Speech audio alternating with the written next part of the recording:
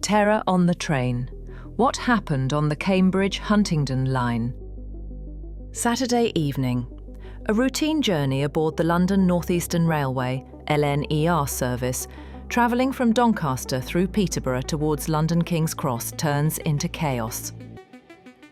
Shortly after departing Peterborough station, two men on board suddenly launch a violent knife attack, targeting passengers in one of the carriages. Panic erupts as people try to escape or protect one another.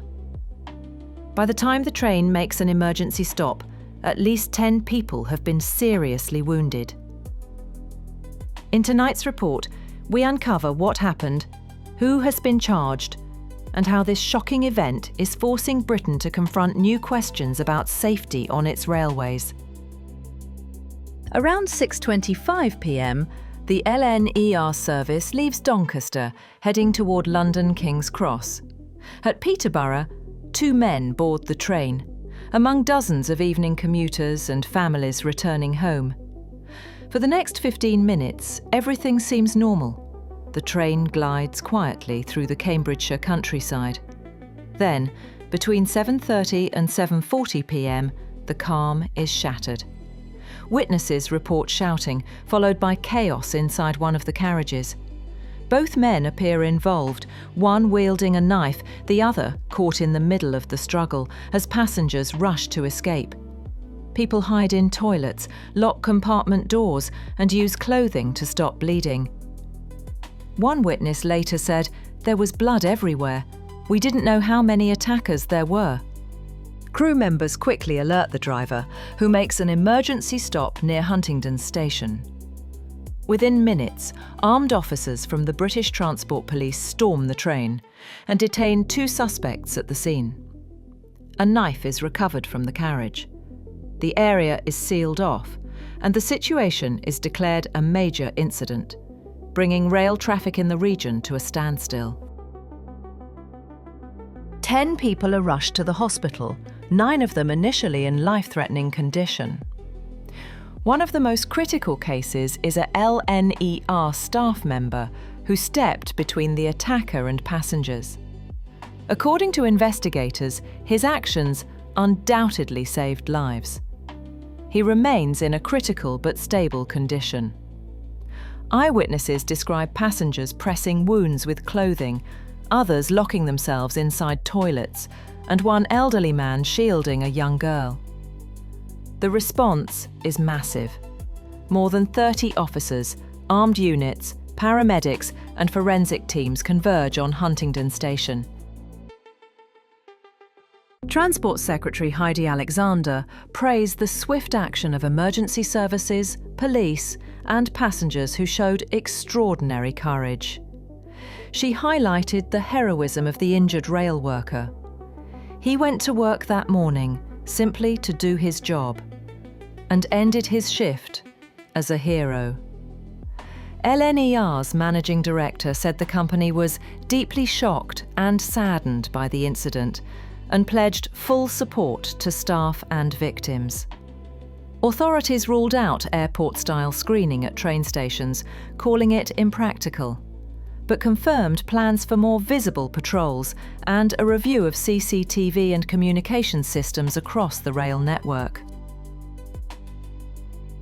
Initially, police arrested 2 men at Huntingdon station. Both were taken into custody moments after officers boarded the train. Early reports suggested one may have been directly involved in the stabbing, while the other was caught in the confusion. After reviewing CCTV and witness statements, investigators confirmed that only one man was responsible for the attack. The second, aged 35, was released without charge. The primary suspect has been named as Anthony Williams, 32, from Peterborough. He faces 10 counts of attempted murder, 1 count of actual bodily harm, and 1 count of possessing a bladed article. British Transport Police confirmed the charges after consultation with the Crown Prosecution Service. Authorities say the case is not being treated as terrorism and that Williams was not known to counter-terrorism officers. News of the attack reignites a national debate over rail safety. Some call for tighter station security, scanners, bag checks, and more guards, while others argue such measures are unrealistic across thousands of open platforms. The government instead promises increased police visibility, improved staff training, and faster communication in emergencies. Passenger groups and trade unions echo the need for better crisis procedures and support for frontline workers. Despite the tragedy, officials stress that rail travel remains one of the safest forms of transport in the country. British Transport Police confirmed the charges after consultation with the Crown Prosecution Service. Authorities say the case is not being treated as terrorism, and that Williams was not known to counter-terrorism officers. According to British Transport Police, serious incidents of violence on trains remain extremely rare. Each week, more than 10,000 police patrols take place across the UK rail network. Officials point to ongoing investment in CCTV upgrades, real-time communication links, and rapid response coordination.